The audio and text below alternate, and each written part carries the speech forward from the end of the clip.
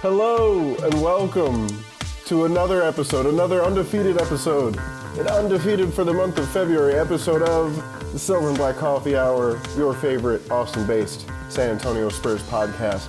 My name is Tom Petrini, here with my buddies Aaron Blackerby, Zach Montana to discuss 11 wins in a row for the first time in a decade, Mason Plumlee for the rest of the year, Khris Middleton, question mark?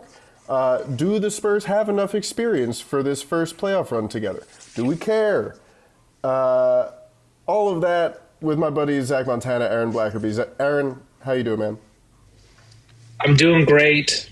It's so fantastic to see once again the Spurs back to their winning ways, and I know this is the second take of it, but still, nonetheless, Larry Nance Jr. earlier this week interviewed Donovan Mitchell and was like, Donovan, how do you feel like Black History Month, Jared Allen is playing? Because he's been playing really great this month.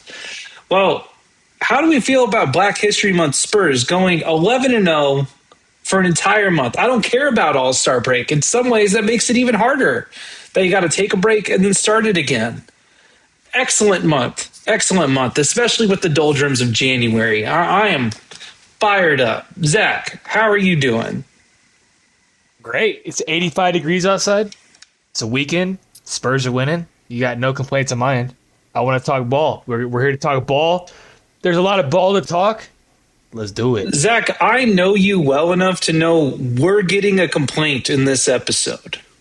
Of what? We're getting one. I don't know when it's going to happen. I just know we're going to get one. Yeah, from you, of course. We're going to definitely get a complaint. Am I going to say something? Am I going Tom, what's the FanDuel over-under on Zach get a complaint? I'm going to give it 1 because I do think Zach's in a great mood. Let me say one thing before we go. Shout out to Matthew, who walked up to me, big fan of this show. He said he loved what we do down in San Antonio. So shout out to Matthew. That was sick to see you. And you said we're going to get more wins, and we got more wins this week. So big dubs. I will get a complaint. We do need to actually shout out Zach Montana on this show because before the Spurs went on this win streak, Zach and whatever little ass witchcraft he was doing, and there's a great witch store in Southtown, he was like, in the middle of January, you remember this time? He was like, the Spurs cannot lose another game. Every game is important. They haven't lost since Zach said that shit. It's true. It's kind of wild. A little bit of Zach Montana witchcraft, which I'll take. I love a little witchcraft.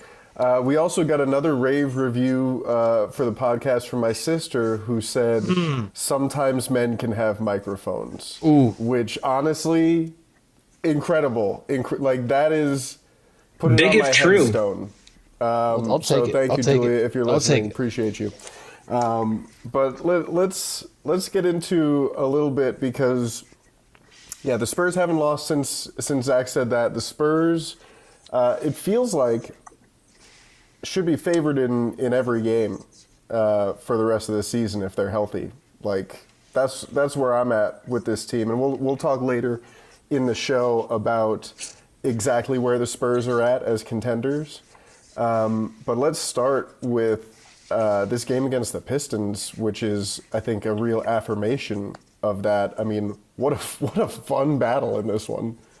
Yeah, Zach called it. He said in our preview for it, he was like, this is a dogfight. And then Zach made sure to say it again. This is going to be a dogfight.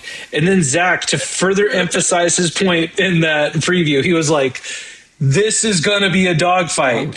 Zach, you were correct. Please tell us what happened in this game. Well, I feel like I need to put my hard hat on to describe what the game was. But it's not going to work. Hard hat over the headphones. Hold it in place. A lot of helmet mogging this week in the after-game videos. Section maxing, baby. Yeah. This is what we do on this podcast. With how teams are playing the Spurs. Especially with this game. This was a battle. This was a war. This was a physical altercation. And, I mean, we did sort of play some basketball in the first half, and then there was a big fight, kind of, sort of, and Keldon Johnson didn't back down to 2 Pistons, and I was like, ooh, I like that. I've been waiting for that all season. I've been waiting for somebody to try to push us around. And then Steph Castle was clapping on the ground. I was like, ooh, I like this. This is actually exactly what I wanted. And they went to halftime, and they're probably like, ooh, we actually really like that. That was super fun, boys. You want to go hit him back in the mouth? And they were like, yeah, that actually sounds like a really dope plan. And you know what they did? They did exactly that. Steph Castle kind of changed the game there in the middle of the third quarter. Locked up Cade Cunningham, which he did all night long. Stuffed him. Got the rebound. Ran down, got an and one. Said some words I cannot say on the podcast. And then got back. Are you sure? I cannot say those words on the podcast. And then, or just in general. And then comes back down. Wemby blocks. And then goes back down and Steph's like, oh, let me hit a corner three. Game turns. That's when the tide turns. And then, yeah, that's how that went down. Fourth quarter, the Pistons were mad. Jalen Duran got a little going. But Wemby, fourth quarter, 11 points, 6 rebounds, 4 blocks, 3 assists. Take us home, big man. Guys, a battle, a dogfight, whatever you want to say, but a dub. Tom, I don't think I've ever seen Zach more turned on from a game review than this. Dude, I can't blame him. This is a signature win. Non-Oklahoma City division, this is up there. Grow up. You know, this is up there in terms of super, super impressive from this team. Responding to the physicality and just, like, really, really flipping it, like you said, because when the refs let them handle Wemby like that for a half, then when they come out of the locker room with their own, you know, adjustment to that, then it's like that's how they're calling the game. Let's hit them back. Right. They were up at the half, but Tom, go to the next dogfight. We are going to keep coming back to this week. This was a monumental week in Spurs basketball this season. The physicality did not slow down against Toronto. I tweeted it during the game. It felt like every rebound was like a push in the back. Could have been called a foul if the ref wanted to call it a foul. But nobody wants to blow the whistle every single time there's a rebound chance. And so, you know, we got a thunderously physical game, no basketball pun intended, but like, I mean, Wemby and Jakob Poeltl took turns knocking each other to the ground. And it like you heard, it was like the room shook in your house when you heard it, right? And I don't know, man, the Raptors, like the Pistons, are sort of built on their defense, right? They're built on long bodies that you can throw at Wemby. CMB, amazing rookie, guarded Wemby better than pretty much anybody I've seen this year. Otherwise, he's awesome, and like, you know, in that Pistons game, Wemby he was like 3 of 12 from the floor to start the game. He started really slow in this Raptors game too, and didn't, you know, end up scoring the most points. But that's sort of a huge part of it, is when teams spend so much time and energy focusing on Victor Wembanyama, other guys are open. You know, Devin Vassell, 28 points in that first game. He's been going crazy. He's been hitting like. Just wait. I know you're going to talk about him, but he's been so good. You know, they were down big against the Raptors, and it was feeling like, oh, okay, this is where the streak ends, right? And they just said, you know what, nope, 15-point deficit, we're good actually. We're just going to tighten the screws on defense. We're gonna lean into the jelly legs. We're going to press them. We're going to go fast. Wemby is going to do his thing. And how about that floater over the backboard for De'Aaron Fox, who like hasn't had the hottest shooting lately, but I want the ball in his hands late. You know, as much as I love Steph Castle's playmaking, as much as, you know, Dylan Harper, 15 points off the bench in this game, love to see that from De'Aaron Fox late, and from Wemby late. Again, just, you know, figuring out how to win late.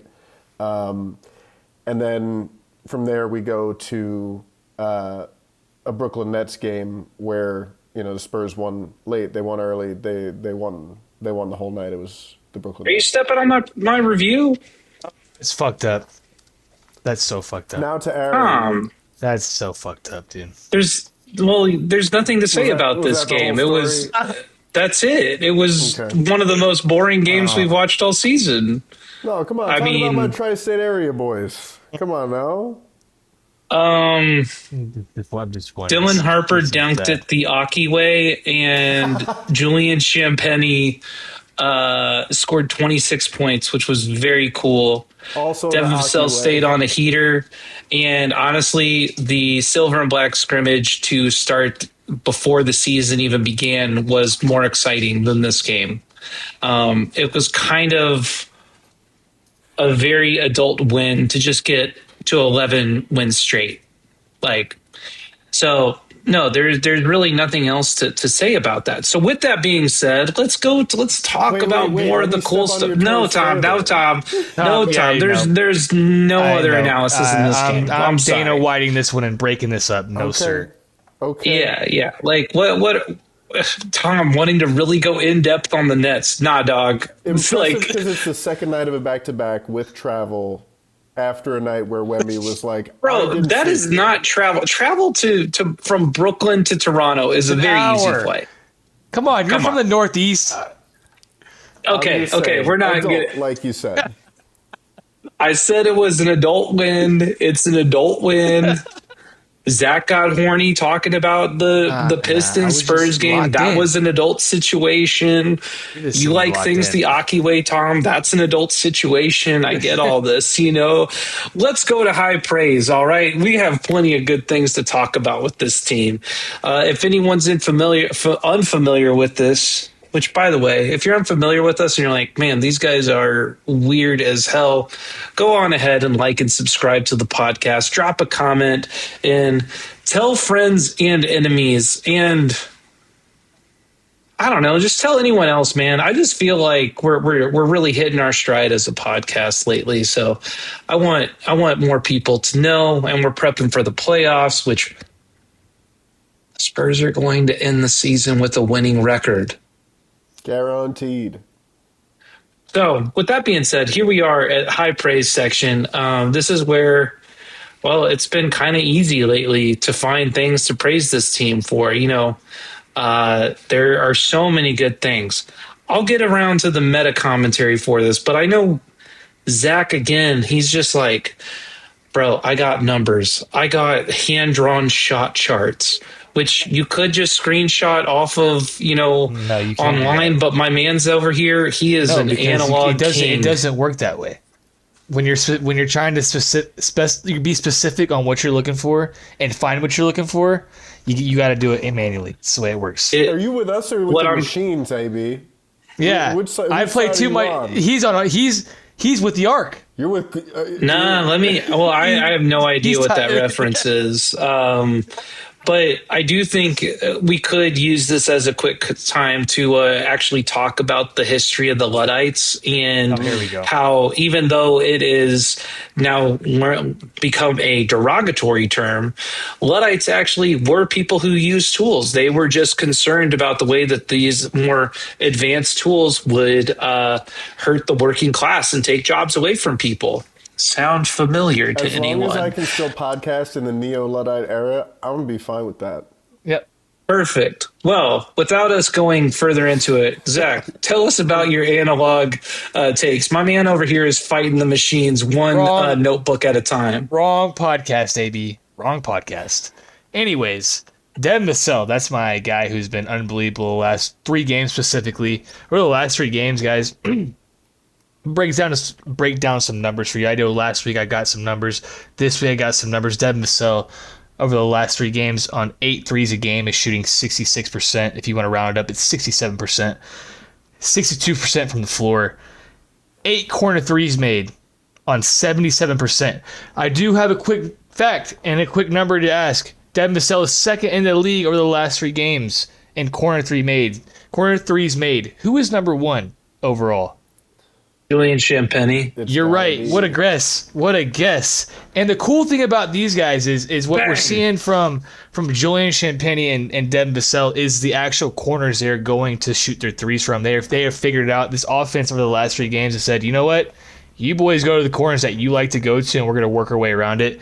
9 times Julian Champagnie is going on the left side. Devin Vassell is 6 times on the right side. They're splitting it out correctly. This is going to be a good spacing, what we need exactly for this, for a playoff run when it's going to get tight down low, and how the teams are playing Wemby the last few weeks are clogging the paint.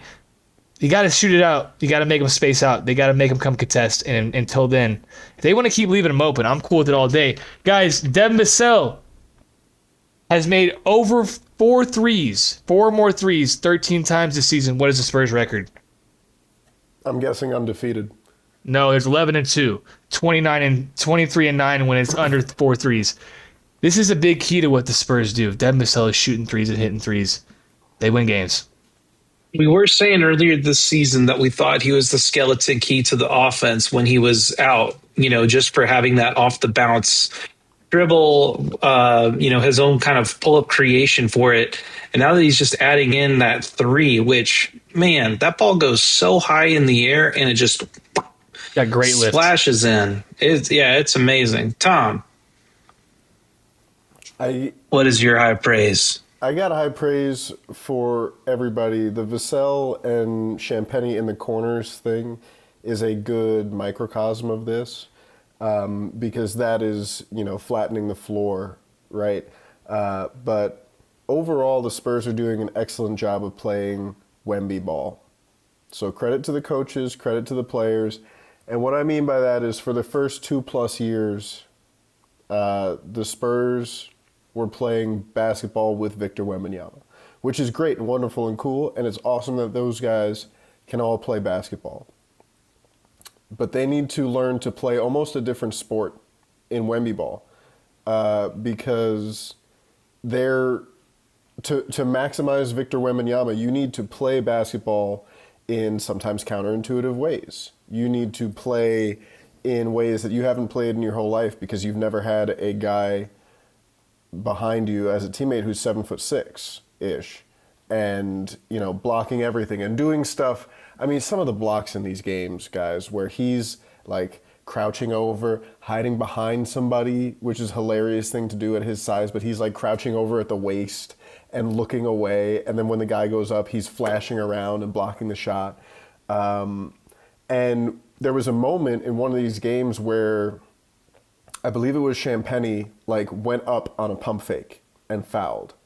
And 3 guys came over to him and were like, whoa, dude, just stay in front of him, keep your hands down, try to stop any passes. But if he gets that up and Victor is right behind you to block it, let him do that without fouling. And so and then on offense, we talked about it a lot at the beginning of the season. Spurs got to learn how to play around Wemby on offense, out of Wemby doubles when he draws multiple defenders on the roll, and they're doing so much better at that. That's the biggest difference, is that they are playing more to his strengths, so much so that even when he has a bad game, even when the other team expends so much energy trying to limit him, they play 4-on-3, 4-on-2 well enough to win the game. And it's not 4-on-2, it's 4-on-5 with Wemby. I think one of those, especially this week, the last 2 games, I should say, there's been a lot of consternation about his offensive output, but his defensive presence is felt throughout the entire game. And this is what we talked about last week in the beginning of making his MVP case, which I don't know if any other national members listen to our podcast, but I'd like to think that we were the hipsters to really get the ball rolling. We did say that we were going to help with his campaign. And with that being said, it's so much easier to initially quantify your value as an offensive player whenever you play basketball. You score points, you make rebounds. And those numbers are typically high. It's just like a very simple human nature thing of high number, good, right? And so when you see blocks and you see something like in the Pistons games where it's he has 6 blocks, how many of those are just once again unaccounted for because people decided not to shoot? And so it is one of those things right now as defensive stats hopefully advance. And I think they're going to have to advance specifically to keep showing the value of Victor Wembanyama. To like further equate, like, no, this is the value of defense in this current, state of the NBA. My current high praise though, y'all, like look, it's just kind of more the vibes of everything are incredibly high. I'm a little thinking back to a year ago, after Austin Spurs week, there's deep vein thrombosis for Vic. We're not actually told what it is at the time. He said in Austin he had like 5% blood flow in his arm. I remember that in the press conference. Like, He was very open. he was really open and nostalgic about that time. But like, remember there was like this idea at the time of like trade it for De'Aaron Fox, like we're pushing for a playoff and we're playing, and then things kind of came crashing down, and then De'Aaron Fox showed us how bent his pinky was, and then I was like, okay, it's time to sit you. And then the team gave Stephon Castle the ball a lot, and we watched a lot of losses, and we were looking at trends down there of like what success can look like. And here we are a year later. This team is being spoken about as a championship contender. Not just a playoff. Like no one on us, no one, like even Victor Wembanyama was not like, we're going to be contenders this year, at the beginning of the season. No one saw this. And so I just think it's like really cool to see how much a year difference makes in this league, especially with this team. People are like having to remember now, like, oh, how do I do Fiesta while the Spurs are in the playoffs? How does that work again? I'm used to only Fiesta. Do you guys remember Media Day when it was a big deal that Vic said we think we should be like a guaranteed playoff team, so I guess top 6 seeds. And that was kind of like, wow. Wow, you guys think you're going to be that good. It's a lofty goal. But it's cool that he said it out loud. Yeah, man. And once again, they're ending the year with a winning record. They could lose every game from here on out, and they're winning with a winning record for the first time in a long time. And so with all that being said, and before we go into our questions for the week, I do miss the good old days when people just said that the Spurs were boring. And so I beg you, please, please, please, please call this team boring. Please. Because you know what? They're not. This is like one of the most entertaining teams to see in the league. And they're not just like kicking it down to Wemby and letting him cook. That ball is moving. They're assisting. Top one in this win streak in assists, points, and blocks. Take notes, kids. They brought the ball. They brought the ball out inbounds. 2 passes to an alley. The ball didn't touch the ground. 2 passes to a Wemby alley-oop in the Toronto game, and then it happened last night to Devin Vassell in the corner for 3. This team, it's like, nope, we're going. Score on, we're moving. I went a little hot takey on Locked On Spurs earlier this week. I don't know if y'all listened to it, but I was invoking a little bit of, it's looking a little beautiful gamey. Oh, okay. It's a lot of ball movement. That Nets game was a crazy amount of assists. It's moving around. It's finding people. You said they're one of the best shows in the league, Aaron. I think Showtime Spurs, baby. I think that it's going beyond that, and like just like seeing the Austin games with my family and see like I talked to a friend of a friend yesterday. And he asked me, because he knows I'm a Spurs guy, he was like, they were here in Austin, right? I was like, yeah, they were. How'd you hear about that? Because he doesn't care about sports. He was like, oh, I heard like an interview on NPR. I was like, dude, that was me doing the interview on NPR. But like, it's broken through to like the people who don't get sports questions right on Jeopardy, And like the old ladies in my mom's work are watching the Spurs. Dude, it's everywhere. We're at like a watershed moment for this team, and it's crazy that that's happening with how young they are, with how they've never this will be their first playoff run, and that leads me to our first question of the week, because these San Antonio Spurs are checking all of the boxes of a true championship contender. Phil Jackson, 40-20 rule, they're on pace to hit 50 wins before 20 losses this year. Check. Big check. Even more importantly, Brian Windhorst, hotel reservations, San Antonio. He said he did it, told Scott Van Pelt on his show the other night. They've got the top 10 offense and defense. They're second in offense and third in defense over the last 10 games. Shout out Kirk Goldsberry. Any barometer of you need to do this to be a true champion contender, Spurs have got it. Except, and I keep hearing that they don't have enough experience. This is their first championship run. They don't have enough experience to make it all the way to the NBA Finals and win it all.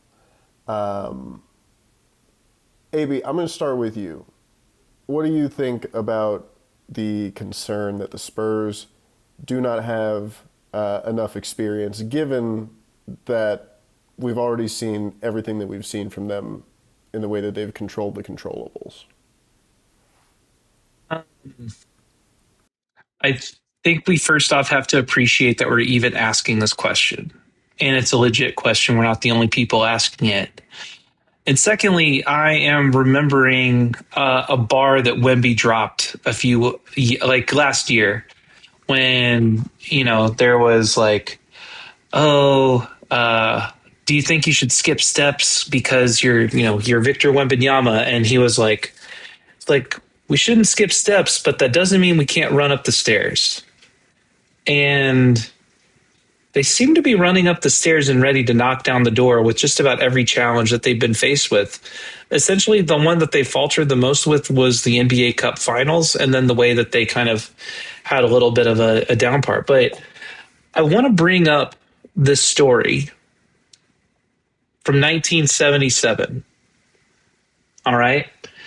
There was a certain unicorn center that played on this team. He was in his fourth year, where Wemby is in his third, okay? He led the league in blocks. Sounds kind of familiar. The average age of that team was 24 to 25 years old. The average age of this Spurs team is 25 to 26 years old. And they ended up surprising the league by winning the championship. I don't know if y'all know this, but that was Bill Walton and the Portland Trail Blazers at the time.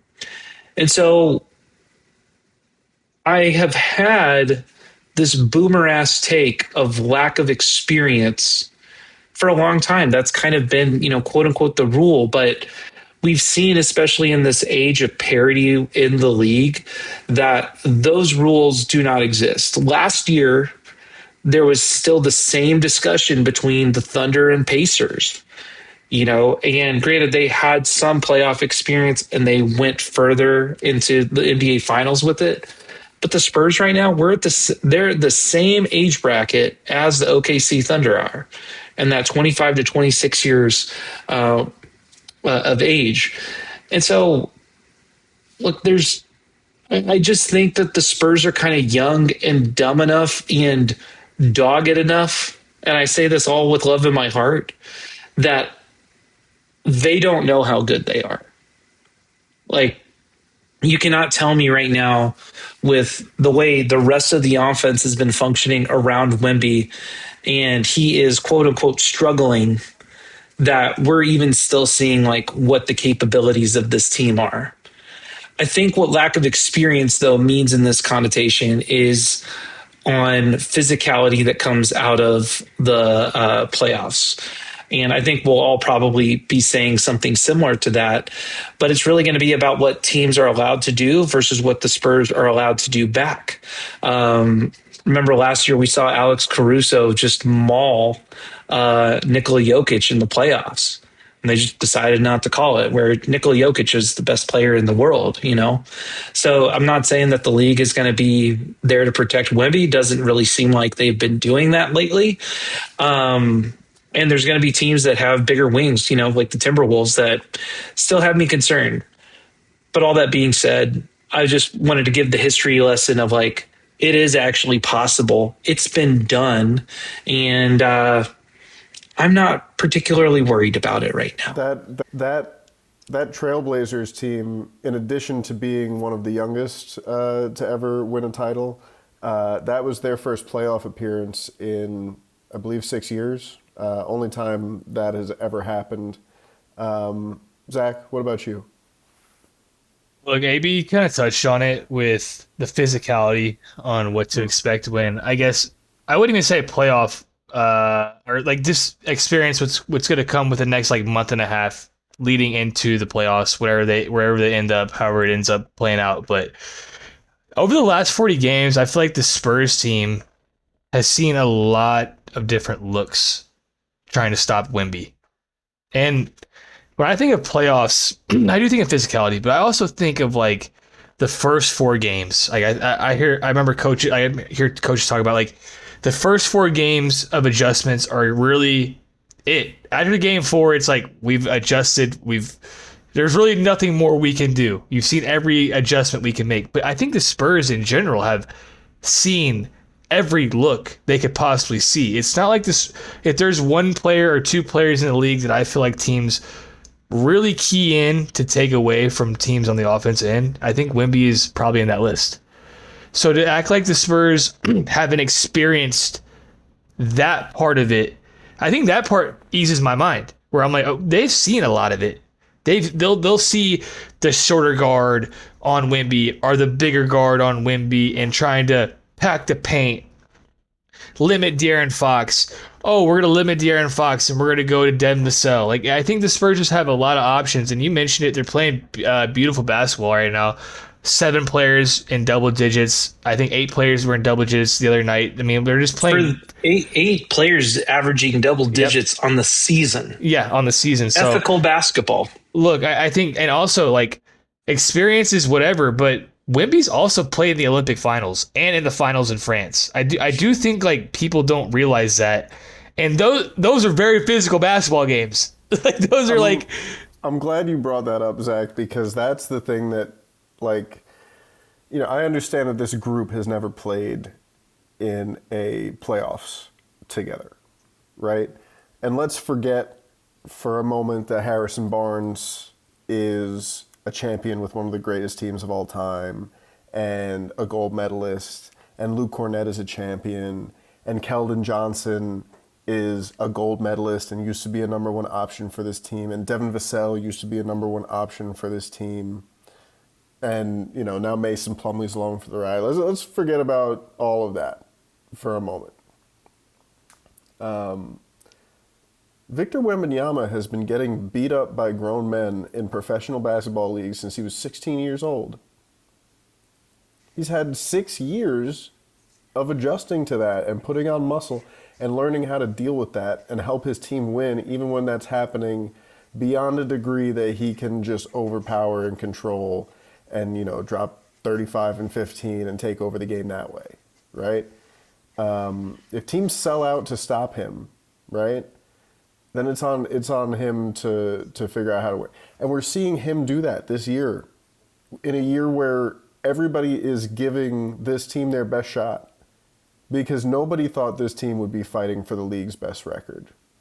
And here they are doing that. Nobody thought they'd beat the Thunder 4 times. 3.5 times, whatever. They did that. I mean, frankly, he's had a target on his back ever since he came into the league, when he was anointed as the next great thing. Like Henderson went at him in Vegas, he's, since that video of him and Gobert came out when he was like 15, 16 years old, people have been telling him that he's the greatest and he's going to be the greatest, and people have been wanting to not believe that.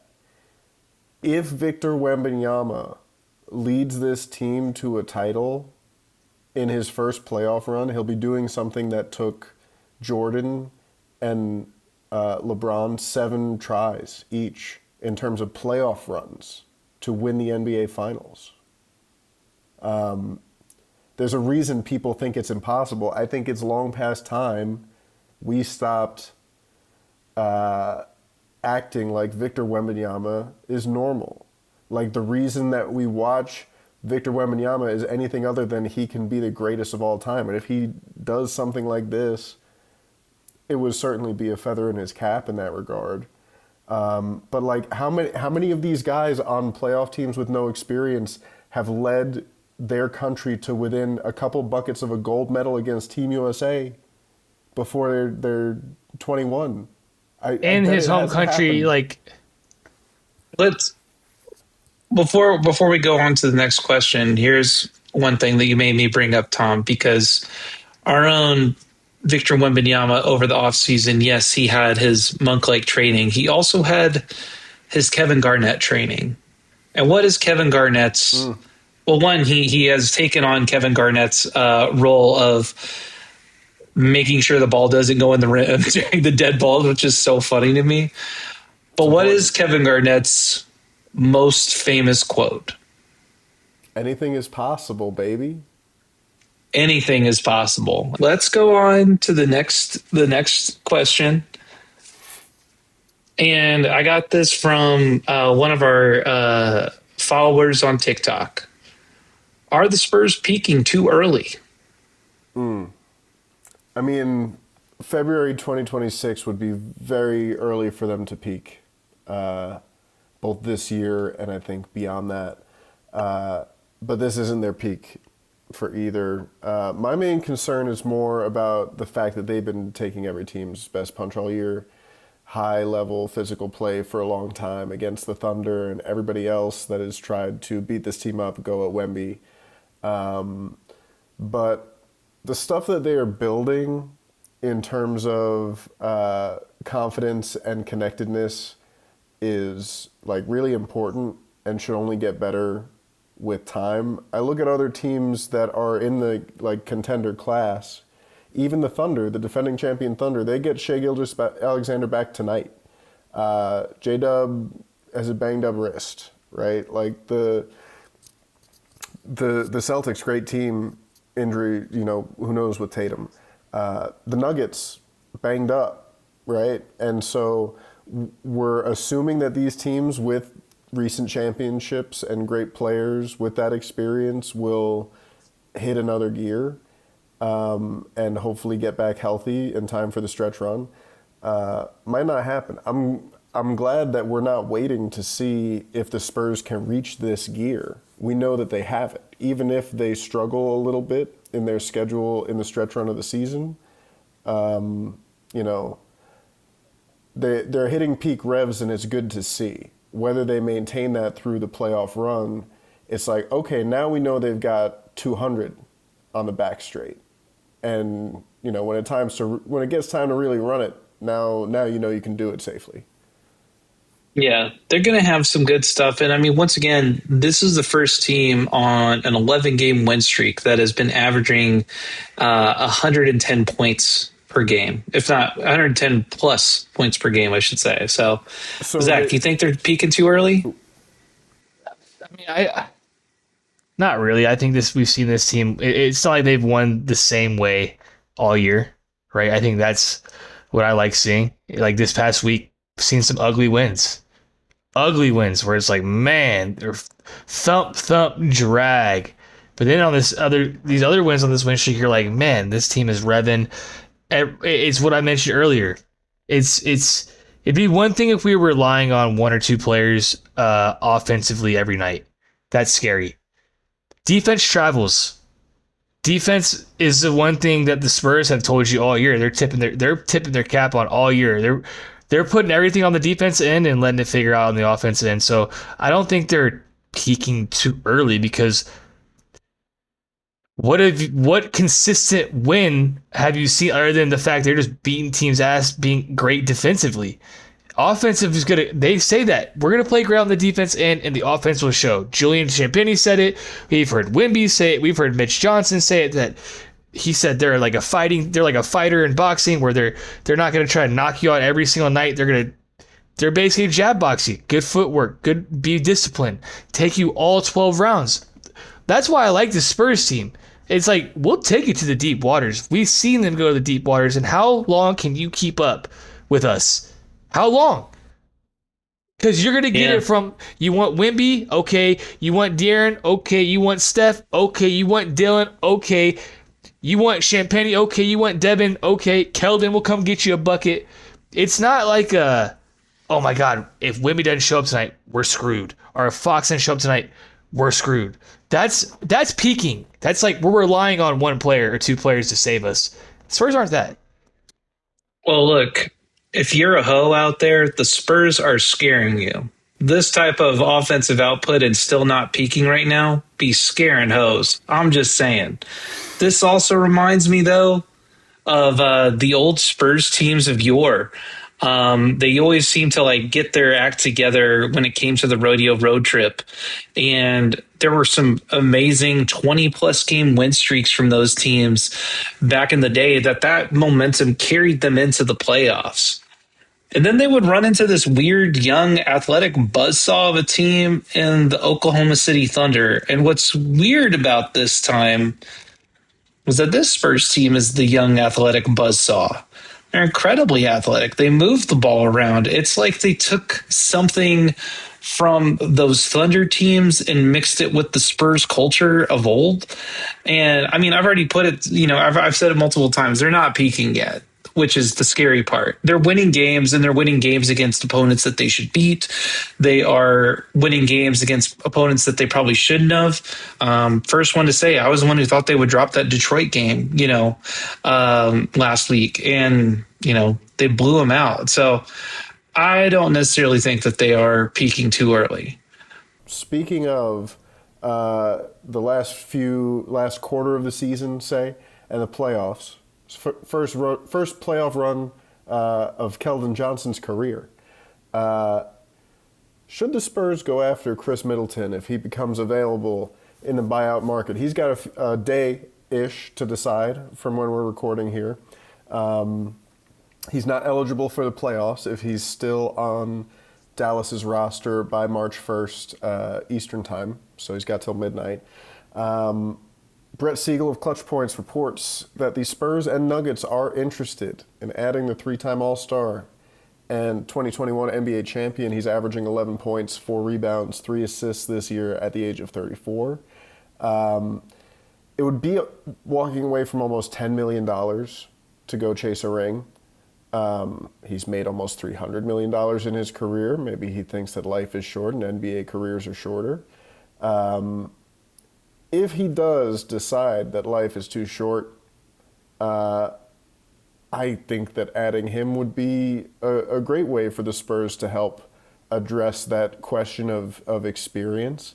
Zach, what about you? I'm just mad, We had this buyout talk a few weeks ago, and I had his name on the list.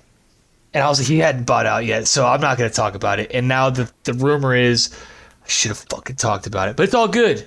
I would like to have him on the record. I think that was a complaint. We got it. We got it. But the reporting at the time, though, was that initially the reporting was he'll probably get bought out. And then it was like, no, Mavs want to keep him and pay him, and, getting paid is nice. Right. But, I'm sorry, go on. No, you're good. I was just... My answer is yes. We should definitely do it if the opportunity is there. Simple as that. That was basically the point I was getting to. Was I wanted it to happen a week or two ago, and now I'm like, yeah, I'm still on board with it. Mine hasn't changed. AB? Khris Middleton does not move me in the slightest. And I think it's, once again, kind of more interesting to think about the championship contention that the Spurs feel, because this is that buyout season for a guy you remember from 5 years ago that was pretty solid or decent, and then you look and you're like, his knees are bad.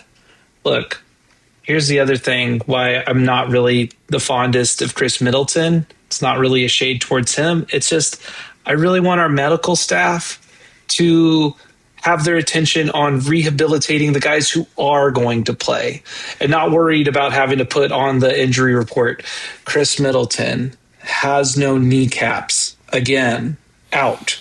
look, it will save everybody's time from an efficiency standpoint to not have Khris Middleton here.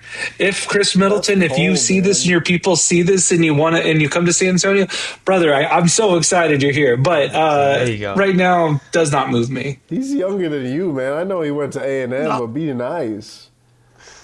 I thought I was nice. I'm thinking about the Spurs and how to run an efficient organization. Fair. Speaking of, because we're running long, let's talk about upcoming games.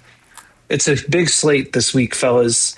You're talking about March already being tough, and we're kicking it off with, is this a rivalry?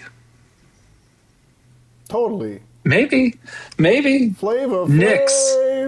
They haven't like this. Knicks game, Sunday, noon Central Time, right? Noon Central?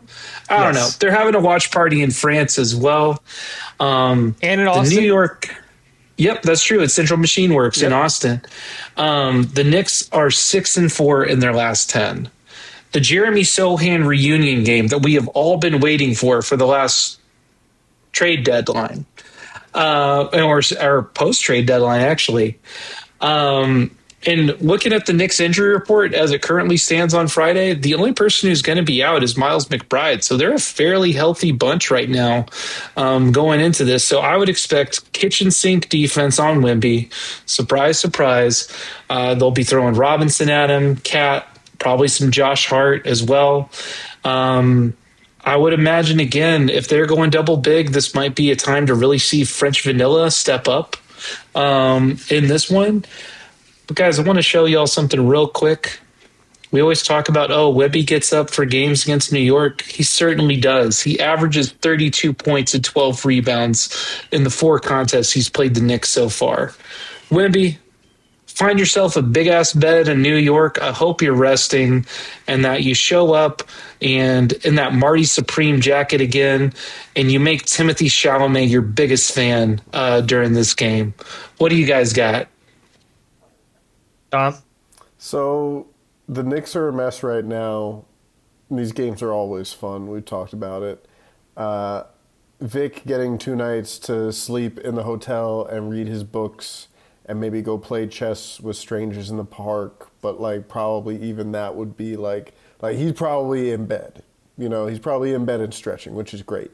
And then go to the Garden, shake off all of this, I mean, the Knicks are physical too, but I expect a big game from Victor in this. I would expect Jeremy Sohan to get some run, even though he's a little bit struggling to find his foothold in New York as he starts out there. But I'm guessing they're going to want to give him a shot against the team that cut him, essentially. So it'll be fun, and I will be hosting a watch party in the parking lot at Circuit of the Americas. Come find me, bring some domestic light beers. Go say hi to my mother. Hell yeah, I will. Zach, what do you got on this game? It's always fun in the Garden. I feel like every player gets up when they go play in the Garden, not just Wemby. Y'all kind of hit the nail on the head. The Spurs need to embrace these few days off. I feel like Wemby mentioned the time change was kind of messing with them. This team has been kind of all over the place time zone wise, and I'm just glad they're going to get a few days. I don't know why, because we've kind of gotten a backseat or a backstage look of how this team operates on back-to-back nights. They got to fly across the country and whatnot, which I think has been extremely interesting. And I don't know why they went from Detroit late night. They flew middle of the night. I was like, yo, y'all got a day off. Why don't y'all just take the night? I'm not the logistics guy with the Spurs, but I feel like that kind of messed up everyone's sleep schedule. Long story short, it's all good. Think we'll be good. Think it's going to be a fun game. Matinee game. I'm going to go to the watch party in Austin. I'm going to pull up my bike. It's going to be fun. Next game, Philadelphia 76ers. And I feel like we haven't done this in a while. And Zach, I know you're going to do this because I see this on the run of show. We finally have some Bulletin board material in this game because though the 76ers are struggling at the moment at 5-5 in their last 10 games, Joel Embiid looks to be off the injury report. And Zach, what happened the last time Wemby and Joel Embiid played? Say it with your chest so that Wemby's people can hear this. 70 Okay, I'm points going were to mute scored. myself. 70 points were scored because Zach Collins was on the court, not because Wemby. But Wemby happened to be on the roster, so they're blaming Wemby for that one. Wemby goes against his lick back and old knees Joel Embiid, 70-point bomb from Wemby. Bro, Wemby did guard Joel Embiid in that game. I know, and Joel put his ass into him lot. He did. Yeah. Here's the thing with the 76ers team, and Tom is going to maybe disagree with me on this. They have the fastest player in the NBA in Tyrese Maxey. I would bet that Tyrese is faster than De'Aaron Fox. And then they pair that up with a very fast, turning into a clutch rookie in VJ Edgecombe. And this is a really interesting team. So I'm curious to see where Fox plays defense on this one. Specifically, Paul George is out because he, we're not sure what drugs he was taking yet. And I don't really want to get into the rumors of that. The big thing, though, that I'm looking for with the 76ers team that really is in the Spurs' favor from a defensive standpoint, ranked 28th in assists. That is a lot of ISO ball. That is a lot of just shots not going in, even when you're passing. And so where that goes in the Spurs' favor is it's not really anything different they have to do on defense. They don't really probably even have to go to a zone or something. They can just man up, use Wemby as the back line, which is kind of their standard execution on that side of the ball. But Tom, what do you got on this 76ers game? I mean, you bring up that matchup. I'm interested to see how much time he spends directly guarding Embiid. It's always funny when people post that clip and it's like, here's Embiid dropping 70 on Wemby. And then the whole highlight is Zach Collins getting hit with steel chairs. But I don't know. I think that this current Sixers team, between, if you look at just Maxey, Edgecombe, Embiid versus Fox, Castle, Wemby, that is such a fun strength on strength 3-on-3. That's awesome.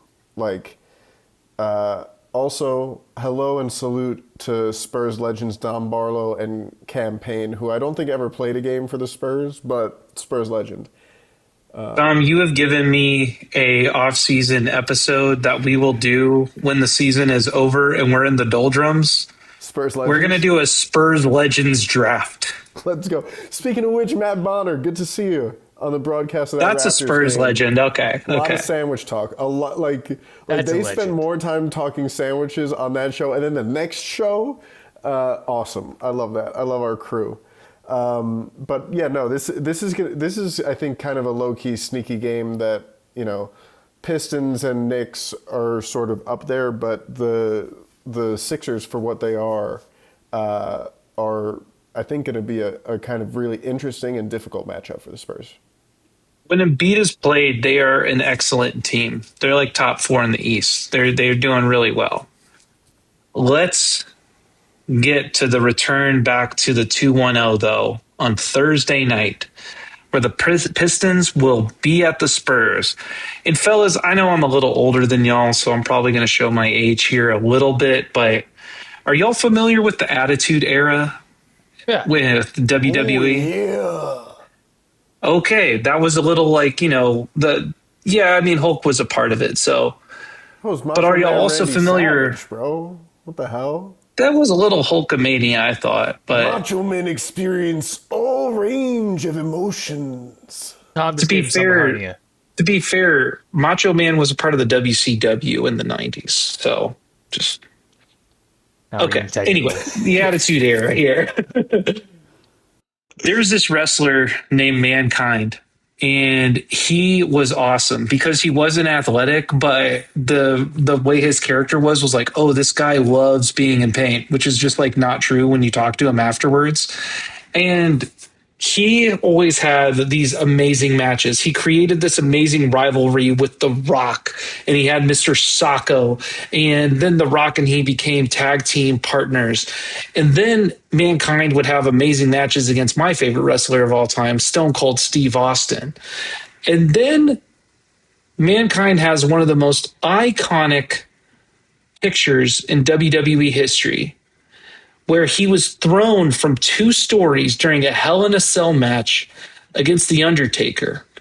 And when the camera pans over to him after The Undertaker's thrown him off 2 stories from the top of the cage onto the announcer's table, Mankind turns to the camera smiling, bloody. His back is essentially broken, literally, and his tooth is in his nose. That's going to be Pistons Spurs in the Frostbank Center.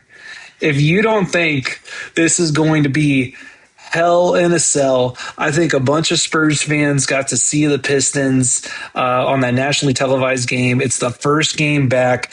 Jackals, I hope you have a special cheer for this, because Keldon Johnson might need to show them that he actually boxes in the offseason. Yeah.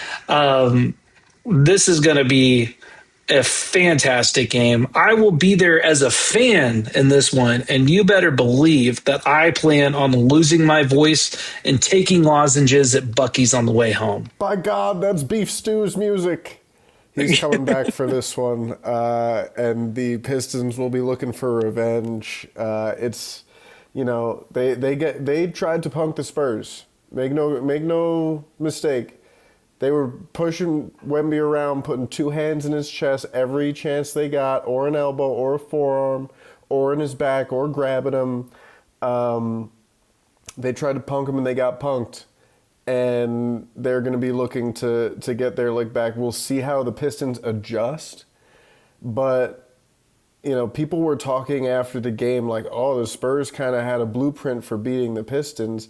And yes, the way that the Spurs played the Pistons revealed shortcomings in the Pistons roster construction, namely secondary, you know, having a secondary primary creator, and like places for the offense to go. Primary creator. You know, you know what I'm saying, like a Jared McCain type of guy that the Thunder just got, right? You kind of need that. It's too bad that the Spurs have 3 guards with star-level playmaking. That really blows. But it does seem to give every other NBA team trouble, so that's cool. But yeah, no, this will be the first game back that the Spurs get to sleep in their own beds and then come to work. So that's going to be interesting to see. I also just don't think that the Spurs roster is very repeatable. Like I think that they have a lot of very unique things that they can spin into advantages, especially against these really difficult defensive teams like the Pistons and the Raptors and the Thunder. Like they just have a lot of ways they can attack them. So it's going to be another really, really fun game. This one's going to be a banger. What you got, Zach? Well, I'm planning on covering the game. If there's a seat for me, I will bring my hard hat to work to my 9-to-5 job and my covering the Spurs job that day, because I will need it watching the game.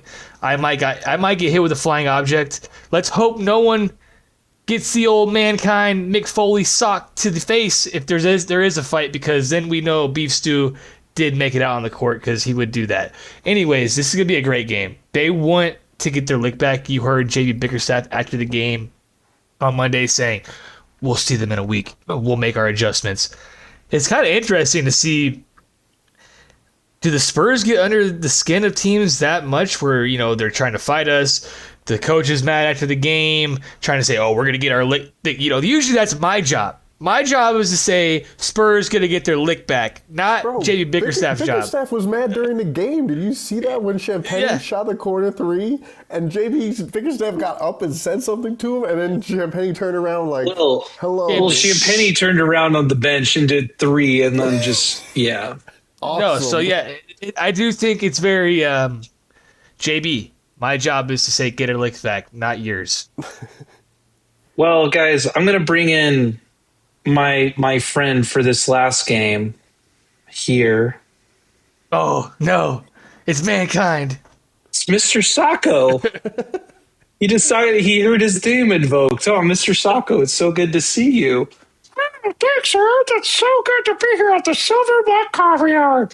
Oh, man, Mr. Sako, it's great. Mr. Sako, would you like to help us with this last pregame preview? Oh, yeah, who are you guys playing? The Clippers. The cheating Clippers. They have an owner that could buy the entire league a few times, and then he decides to skirt the salary cap, and then the league is, guess what, going to punish the player. That doesn't seem so fair. He should probably be the one punished. I completely agree. And all that being said, his name is Kawhi Leonard. Straight out of the Spurs? Yep, Mr. Sako, the same one. So let's get into our Clippers preview. What do you guys have to say to Mr. Sako? Tom? Wow, hello, Mr. Sako. Clippers have been awesome. Hey, Tom. Clippers have been awesome. Kawhi might be the best player in the league over the last month plus. He's been fantastic. All-Star game included. Let Steph Castle get up in his jersey. He's been guarding the other team's best player regardless of position. Against the Nets, he was guarding MPJ. So we know that the Spurs, like, for the lack of playoff experience they have, they're just going to say, okay, he's the best player in the world right now. Go guard him. Don't matter how tall he is. Don't matter what position he plays. Go check him. Let's see what it do, baby. Zach, what about you? You know, you're mentioning defense. It's a good opportunity for Carter Bryant to get some run. You know, shout out to Carter Bryant. I don't think we talked about it on the show today. Carter Bryant actually, out of all rookies in the league, is holding players to the lowest shot percentage, 41%. I saw it on Twitter. So this is a good opportunity to maybe throw him on Kawhi Leonard. He did change that Pistons game because he got in there and was pushing people around too. Because I don't know if you remember that in the second quarter. He was in there, got some quick fouls, wasn't taking no shit. Shout out to Carter Bryant as well. So this is going to be one of the. Not a lot of minutes, but he's been good. He gets in there and does what he's supposed to do. But point being is this is going to be a weird back-to-back.